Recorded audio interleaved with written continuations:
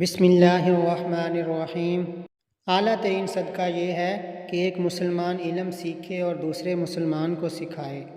تقدیر پر ایمان رکھنا سب افکار کو دور کر دیتا ہے۔ بہتر صدقہ وہ ہے جو صاحب توفیق دے اور اپنے عیال سے شروع کرے۔ ماں باپ کی نافرمانی اس کو کہتے ہیں جس میں انہیں تکلیف ہو۔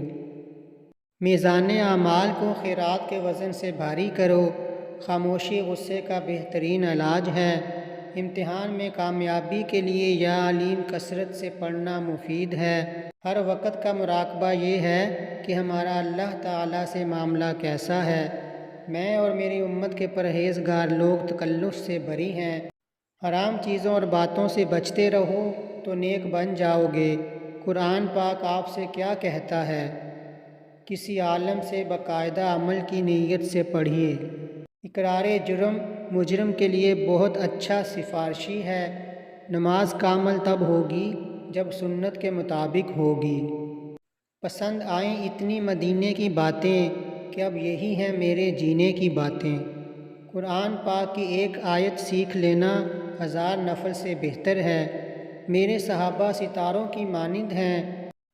آخرت کا کام آج کر، دنیا کا کام کل پر چھوڑ دے۔ ضروری حاجتیں دنیا طلبی میں داخل نہیں ہیں۔ ہمارے چینل کو سبسکرائب کریں اور لائک کریں۔ اللہ حافظ۔